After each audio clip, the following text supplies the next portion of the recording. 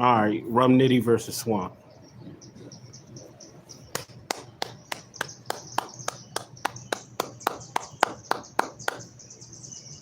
I'm gonna give credit where credit is due. Um, so where should I start? First round, Rum Nitty comes out, and I don't know if Rum Nitty or Swamp went first, but I'm gonna go with Rum Nitty right now. Just like I said with Geechee Gotti, his homeboy, and I knew it was gonna go this route. The moment, well, before the battle, same shit. Same thing I said about Geechee, the same repetitive style. It comes a point in every great entertainer's life where you have to self-evaluate and you have to ask yourself, do I want to continue to do this? And if you want to continue to do it, how you're going to approach it and switch it up. I don't believe, well, I actually know because it's been shown, Geechee or Rum Nitty had that conversation with themselves, but they need to because this is going to continue to become a trend. Again, people are tired of you being successful. I'm just talking in general, but we're talking about Rum Nitty. People are tired. People want to see something new. And this is why I was always saying before, it was very important for Smack to push his idol talent. You feel me? To push the younger talent. Because now we're starting to see the younger talent push themselves. And it's making the veterans look bad, which is not a bad thing, which is a good thing to me, for me, but it's not a good thing for the brand. And I'll explain it why. Some people ask, well, why isn't it good for the brand? You got the new talent coming up, this, that, and the third. Because Smack, lack of trying to build up to the new talent, it actually hinders his overall brand because now instead of the process working smoothly and organically with the younger talent slowly progressing and then the older talent, the veterans actually slowly, getting up out of the culture and venturing off into other endeavors.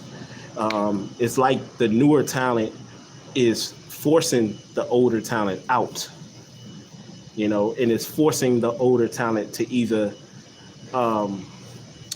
switch up their style and get better, or continue to get humiliated and continue to lose. Now, Rum Nitty per se, Rum Nitty didn't get humiliated per se, but I'll say this: I had it tied 9-9 in the first round. I gave it 9-9, but I would favor Swamp in the first round because Swamp material hit a lot harder to me. It was more versatile. And remember how I just said in the last video, Geechee Gotti need to go do some soul searching. And he needs to work on versatility, adding more humor. Swamp had humor. Swamp had a lot. He had a lot. And the most impressive thing, and that's why I clapped at the beginning of this video, because the most impressive thing I seen from Swamp was how he wasn't really punching like that. And he really didn't. And his bars was kind of light, but it still was potent. You still could feel him because it was organic. It was authentic. You feel me? Swamp really showed me the Swamp that I was waiting for. All the Chess, T-Top, Briz, all of them had their moments in certain battles. I can't think of the actual battles right off the top right now, but all of them had their signature battles where it was just like, okay, now this is the Chess I've been waiting for. This is the Briz I've been waiting for. Briz battle probably was him and Ill Will, because that was the battle people talk about the most when he said the hash brown line and all that stuff. But Swamp had a line that was fire though. I like that Charleston White line. He said there's always a little nigga that's yelling like Charleston White. That shit was cold. That line was cold. But Swamp was snapping. Rum Nitty, his punches kept him alive. When you're a puncher, and me being a fan of the puncher style, I understand how beneficial a puncher style in battle rap is like having power in boxing. You know, it's like being a Javante Tank Davis. And although Devin Haney may can outbox you, or Shakur may can outbox you, or being a Deontay Wilder, although you can get outboxed for 12 rounds, it doesn't really matter because you have the great equalizer. That's what Rum Nitty has in punchers like him. They have that equalizer being the back-to-back punching. A back-to-back punching can make a round go from Swamp having 9 to Rum Nitty having 3 towards the middle of the round to having 9 too. And that's what exactly happened in this first round. It just so happened that I favor a Swamp. And according to the consensus, many people favor Swamp as well. I just like the feel of Swamp, probably because it was new. You know, it was something new. He brought a refreshing new perspective. Rum Nitty just sound like the same old Rum Nitty punching, you know, loud. He just and the one thing that Rum Nitty didn't have that B Magic had was the ability to not just name flip, because Rum Nitty can name flip, but that flow. You know, this is why I said Geechee add the flow. You know, add some flow, add some jokes to your shit. And one thing I noticed that Swamp did, that Geechee May can take a page out of that book, page, you know, Swamp. Okay, yeah, take a page out of that book, is that Swamp was talking about a lot of things that was relatable to battle rap that was going on in the battle rap circuit. You know, that's what Geechee could do. Geechee talks so much about the Crip activity, the gang activity, the hood activity. He talks so much about that. You know, talk about other topics that's going on that people can relate to. You ain't got to be so serious all the time. See, Swamp kept it, you know, within his style, but he was versatile while doing it. And he was, you know, so I had Swamp taking the first round. But if somebody said Rum Nitty won the first, I could give him that. You know, if somebody said it was a debatable, it technically was a debatable, but I tend to swing it to Swamp in the first round. Second round, Rum Nitty. Punches were light. His punches was very light. Again, the same old style. I think I said Rum Nitty wrote. Oh, Rum Nitty wrote like he thought Swamp was going to choke. Again, like I said with his partner Geechee. What did I say about Geechee? Geechee wrote like he didn't think. Yeah, it was too many. Exactly, K.O.T D. Salute to K.O.T D. Yeah, it was too many page flips. You know, but I love the flips because, you know, I'm a B Magic fan. But B Magic probably would have flipped it to make it sound much better. But again, Rum Nitty has no other attributes. He's just punching, all punching. That's all that shit is. Like, I'm about to get to some more of a shit, but let me stick to the topic, right? Rum Nitty, just like Geechee Gotti, wrote as if I can tell. I'd have been in this battle rap shit long enough where I could tell what somebody actually, because not only would you have girth to your shit, but you could tell the difference from when somebody is writing for somebody that they think is a threat, or they got to bring some A1 game to the table, or they don't feel like that person is a threat, and they could just go light. He felt like not necessarily he wrote like he thought Swamp wasn't going to be good. He wrote like he thought Swamp was going to choke. You know, it was kind of like similar to the way Swamp battled and approached the battle with Twerk, where you could tell Swamp came super light, and he actually got past that battle by the skin of his chinny chin chin. But he wrote it thinking that Swamp wrote it thinking that Twerk was going to choke. And it just so happened that Twerk actually did choke, just like he do in a lot of his battles. But Rum, it sounded like Rum was writing thinking that Swamp was going to fuck up. And I told y'all somebody was going to do that if somebody was going to get the bad end of that stick. Remember I told y'all this about Cassidy, but I said somebody is going to write for somebody and they gonna half step it with the pen, and they gonna get a good battle rapper, a good opponent at that particular time in that particular night. And it just so happened that Swamp was a good Swamp. With that being said, Rum Nitty still, I scored him a 7. It was 7-9. So the battle was still kind of close. It was still kind of close, but it was just what I was just saying about Geechee. Like Swamp, you could feel his shit much more. Probably because it was fresh. Probably because it had different complexities to it.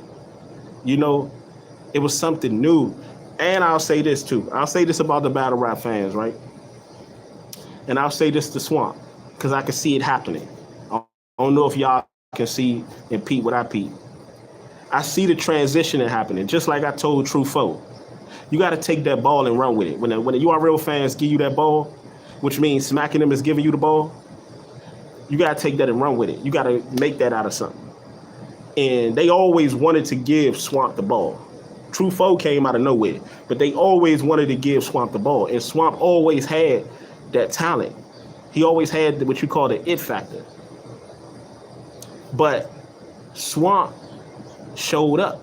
Swamp showed up, and he showed up in a big way, man. I was very impressed with Swamp.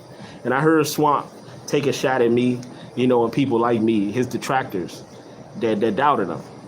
You know, I ain't gonna say I ever doubted Swamp.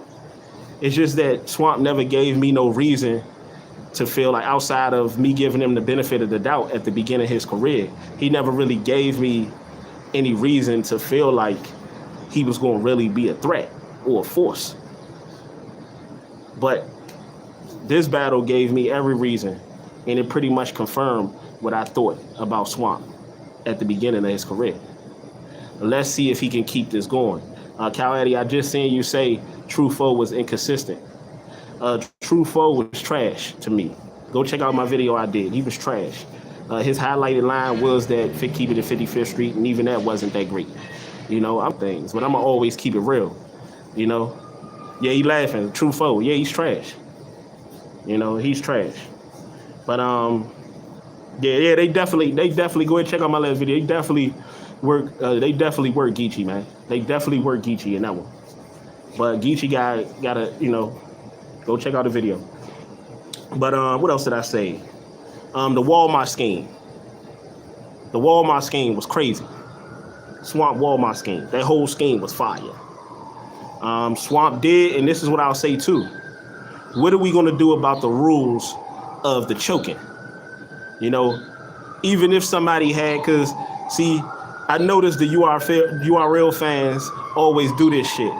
If it's somebody that they don't like choking, then they'll implement the rule of, even if you're good and you choke, you lost. But if it's somebody that they like chokes, hold on, let the ambulance go. Even if it's somebody they like chokes, if it's somebody that they like chokes, then all of a sudden it don't matter. We can't do that. If it's somebody you don't like choke, then we got to implement, oh, if you choke, you lost that round. You forfeit that round. But if it's somebody that they like chokes, nah, we going to turn a blind eye. You know, we can't do that. And that's why I don't fuck with battle rap like that too much. But I'm going to get back into just talking the truth about this shit. You know, but I was highly impressed with Swamp. But Swamp choked in that second round. So do we give that second round to Rum Nitty? And did they give that second round to Rum Nitty? Because I'm going to be honest with you. I still didn't give the second round to Rum Nitty. I have it Swamp 2-0 going into the third. We keeping it real. I had it Swamp 2-0 going into the third. I still didn't, even with the choking. Because you know me, I still reward you. I don't look at the choking. It just depends on how bad the choking is. But Swamp, I scored him a 9, even with the choking. He still got a 9. He still has a 9. On my point system, I judge by your bars and your creativity and all that shit. And I still scored Swamp a 9. It was 7-9 in the second round. So Swamp still edged him out. And let's say if it was tied again in the second round, I still would have gave it to Swamp because I like this shit more. Like, again, that whole Walmart scheme was crazy. That shit was crazy. Um, yeah, but Truffaut did the same thing. Truffaut choked in the third round against Geechee. But see, that battle was different because Truffaut wasn't saying anything prior to that choking. You see what I'm saying? He didn't say anything after the choking either. So, and Geechee, I already had Geechee winning that battle before they went into the third round. So he just made it even worse by doing that. But Swamp was already, he was already up 9. He was already up 9 before he did all that shit. Well, he was maybe like 6. He was up at like 6 or 7 before I gave him. So he was already tied to what Rum Nitty had found him in the second round. And I like this shit more. So I gave that to Swamp too. So 2-0 going into the third. This is where things got interesting, right? Rum Nitty, he turned up the volume on the punching, but still, you gotta switch it up, Rum Nitty. What I say, Rum Nitty wasn't really punching hard. His material was, Rum Nitty wasn't punching hard, but Rum Nitty was punching, but Swamp wasn't really punching hard. Again, like I said at the beginning, but it didn't matter because his material was fresh. His material, he was versatile. You know, you could feel his shit. You could feel Swamp shit. You know, that's what I was looking for when Swamp was battling T-Top. I was looking for them to really go at it. But I knew Swamp wasn't going to be ready for T-Top. I knew he wasn't going to be ready. Usually when people talk shit like that, especially because T-Top is so fucking good and he's so fucking underrated. You know, and T-Top is an angler. And it was personal with him and Swamp. Usually those type of battles, it's very hard to beat a person like T-Top.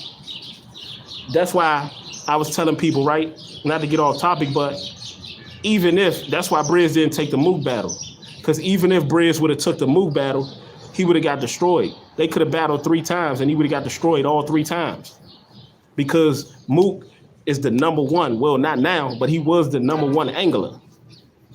And after all that shit and all the stunts that Briz pulled with that whole shit after he got punched in the face, Mook had so many angles on this nigga. So many personals and so many angles. He was gonna be drunk. It was gonna be hard to get up out of that shit. So that's why Briz pulled a smart move by not battling Mook. And he should never battle Mook. You know, and if he do battle Mook, it should be a little bit later. Like now he probably could get off on Mook because a lot of that shit is passe, it's old. You know, they've had 2-on-2s with T-Top, and him and Calico have had 2-on-2s with T-Top and Twerk. So a lot of that shit has already been addressed. But yeah, Swamp 3-0, man. I got Swamp 3-0. I gave Swamp. I actually had Rum winning the third round. I had Rum with 11. I had Swamp with a 10. But I like Swamp shit more, man. I just like this shit more. I felt like Rum Nitty was rapping a lot of shit that people already said before. Yeah, Rum Nitty and Geechee are getting way too comfortable. They're getting way too comfortable. And this is the battles that they've had. These are the battles where both Geechee and Rum have to go back to the drawing board and figure out if they want to continue to do this, which I know they do. What are we going to do now? How are we going to do it? Because if they don't switch it up and they continue to rap the way they've been rapping, they're going to continue to get these type of results. So there's the final, people. I had Swamp 30. You know, wasn't a clear 30, but it was a 30 nonetheless. You know, some people will see it 2-1 Swamp, but it don't matter. Swamp won. You know, we all win. Deuces.